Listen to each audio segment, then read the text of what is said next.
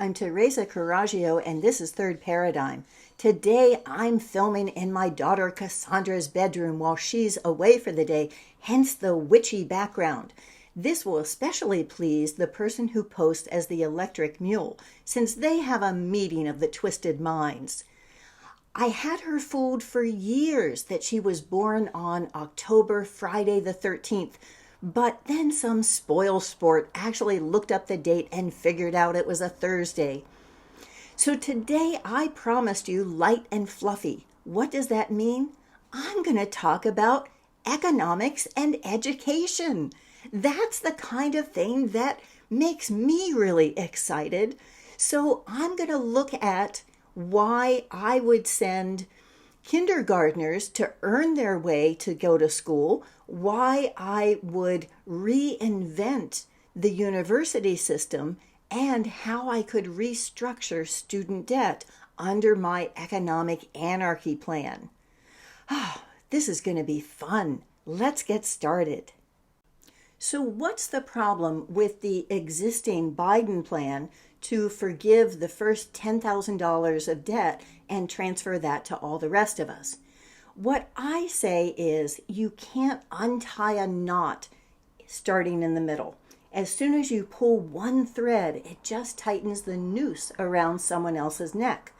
And so if you try to solve the student debt problem without looking at the cause of the cause of the cause and the third generation of where you want it to go, all you're doing is redistributing the burden without really solving the problem. You're more just changing the symptoms. And so one thing I've looked at in some of my episodes is a book called The Student Loan Scam by Alan Michael Collinge. And in that, he looks at who's giving out these student loans, which have all kinds of things no other loans have. Like they can attach your disability payments. They can pass that debt on to your parents, even for students who have committed suicide because of their debt. They can call your employers. They can revoke your license so that you can't practice anymore. There's so many different ways in which the student loans have been the most horrendous of all debts. If we take that $10,000, all we're doing is rewarding them. We're giving that money back to these corporations that, as Alan has written about, have shark tanks in their lobbies to demonstrate their corporate culture. And at the same time, we're making the cost of education stay as high as it is. Do you keep on paying $10,000 per student, or does that end up being something that is a boon that was given to one generation that gets taken away from the next? There's no easy way to be able to do this, and it rewards the boards on these universities who are investing in the hedge funds that then do the construction for all these projects. So they're able to, through a back door, make profits, even though they're presumably nonprofits, and they should be satisfied with their $400,000 salaries. And when we look at the cause of the cause of the cause, someone that I've quoted in other episodes is John Taylor Gatto, who is a homeschooling hero and has written Dumbing Us Down and also this underground history of American education. What he points out is that the debt is not the only problem. The problem is that the entire curriculum from preschool on is all geared towards keeping young people as permanent adolescents, teaching them obedience, which is what we're really seeing coming to fruition during this pandemic and the response to it.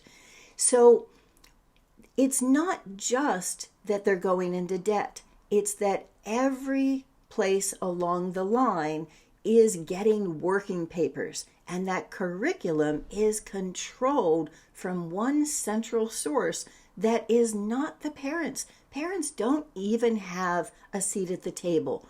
Negotiations are happening between the unions, who, as we know, are the ones who are most for vaccination and masking and making sure that they're protected from those kids.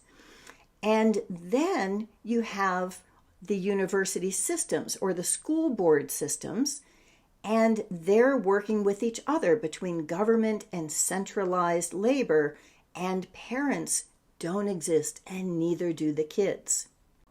The plan that I explain in episodes like The Economics of Anarchy or in my book, How to Dismantle an Empire, operates by the system of federalism, which means that you're pushing decisions down to the lowest possible level so that people have control over their own lives. And when you're looking at education, that would be the family. So in my system, what we're doing is we're taking over the debts. We're buying them back by using banks that can issue dollars at a 10-to-1 from their capital reserves, and then we're having them be able to turn those debts into local community carrots, which can be pushed forward in terms of monthly subsidies. And what I do those subsidies in is for locally grown food, for education, well care, and home improvement. So how much that is depends on the cost of housing in your area, because the formula that you can't exceed is that it has to be debt plus tax plus 2 times cash, so that you know that you can never get put in a position where you have to sell off your assets because there's too much money being extracted from your community.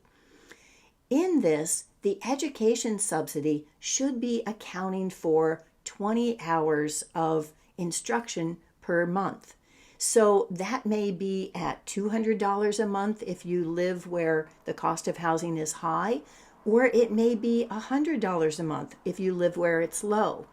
Either way, it should be equal to that amount. And there's a lot of other things that go into having a maximum wage, having control over what your curriculum is that enables that to be possible. One of my viewers named Guy sent me to a TEDtalk by Sir Ken Robinson on how education stunts creativity. In that, he talks about a girl who wasn't doing very well in school, and during a meeting that her parents had with the counselor, they walked out and she started humming to herself and dancing. And so they decided that they would send her to a dance school, and she became the choreographer for Cats, among other things. Ken's point was that we need more arts in the schoolroom, and I don't disagree with that, but I don't think you should need to end up becoming a choreographer and making decent money at it.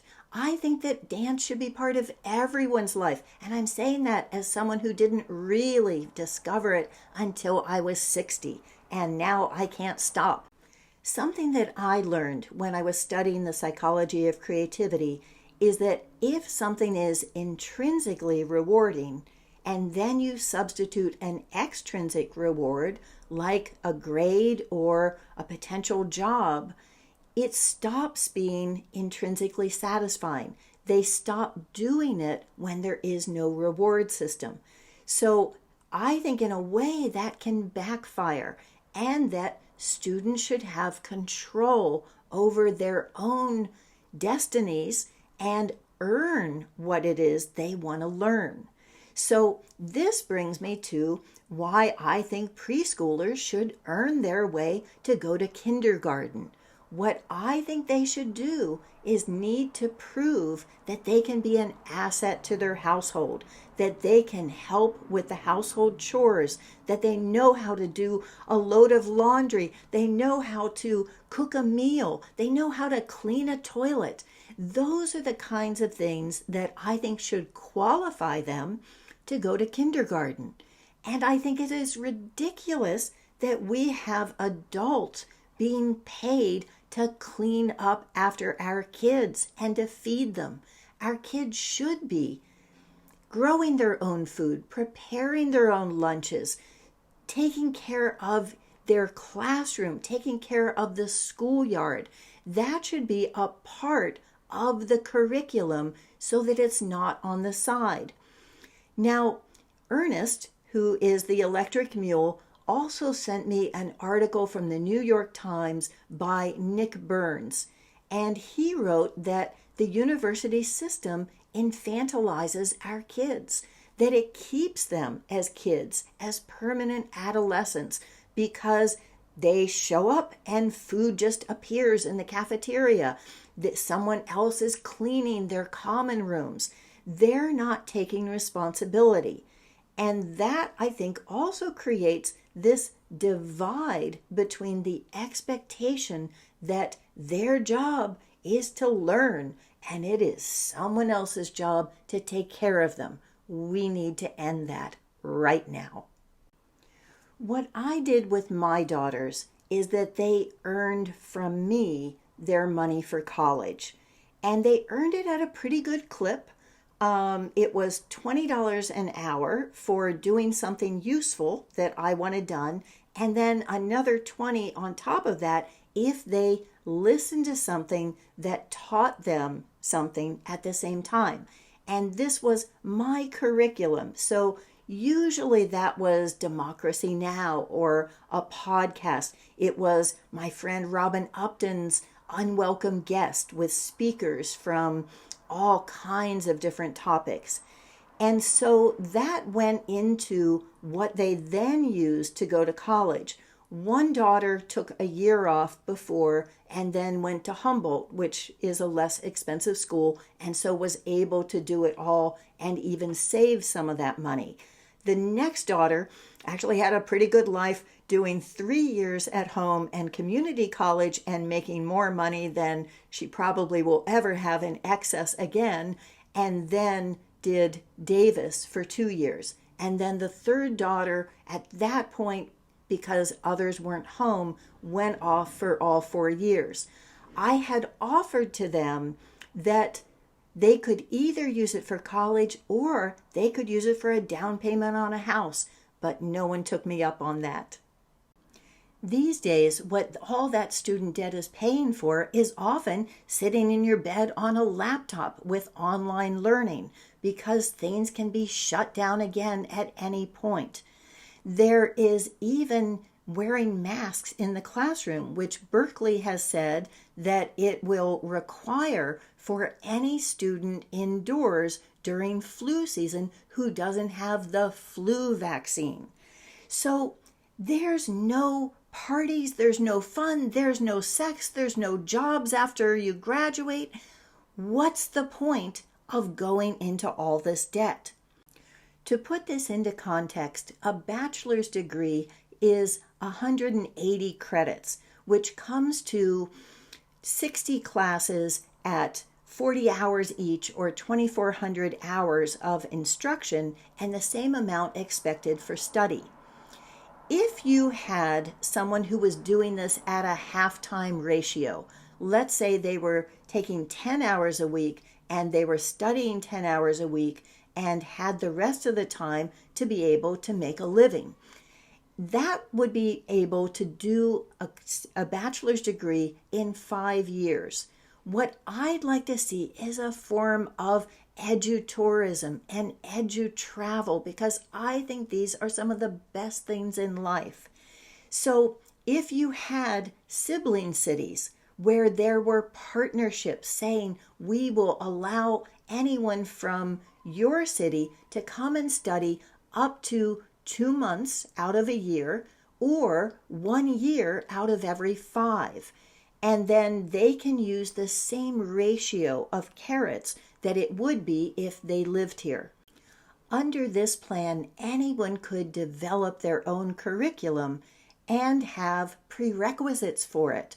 So that, for instance, if you wanted regenerative agriculture to be equivalent to a major, that would be 60 credits, 800 hours, and it would end up being I think, 20 courses. So that would be something that you could say, well, you need to go study Alan Savory's work over here and study animal husbandry over here. Here's your courses on soil. And if you have all of that together, then here's a program that you can be part of in Mexico, where they're doing this in a way that is absolutely amazing. You could also develop a mini curricula, something that would be 20 credits or 5 classes, and that could be going to Peru and studying the anthropology and the food and the culture and the literature and the dance.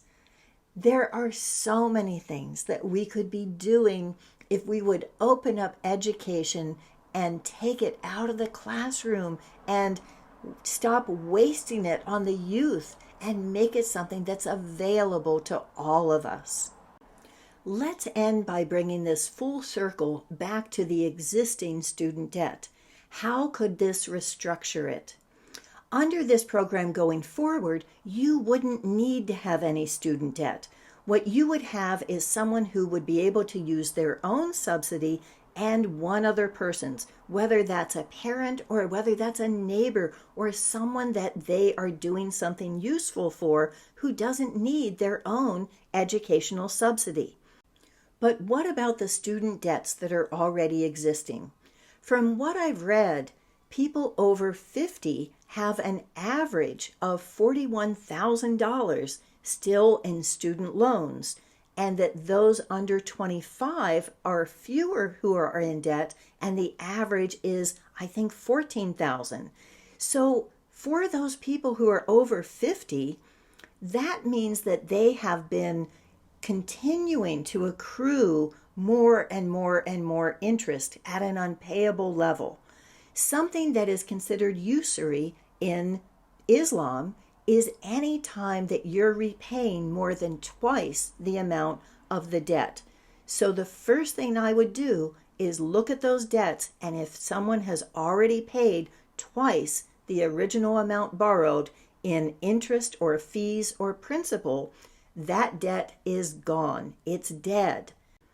Then I would take the remaining debt and I would put a 10-year limit on repayment and no more than 150% of whatever the subsidy was in that area. So that makes it possible for someone to use their own subsidy and be able to do something for someone else in order to get half of the other one. That makes it attainable for everyone so that we're not buried under those student loans, but that it still gives that incentive to say, I take responsibility for this and I'm going to do something useful with it. And it also gives the community a way of having that repayment and turning it into jobs so that we have those young people who are adding to our lives. So to learn more about my economic system, here's the economics of anarchy. And to learn more about slowing down the pace of education and enjoying it more, here's From FOMO to JOMO, The Joy of Missing Out, which also talks about John Taylor Gatto and the joy of reading for power. Let's get back to a world in which we read for pleasure and power. Thank you.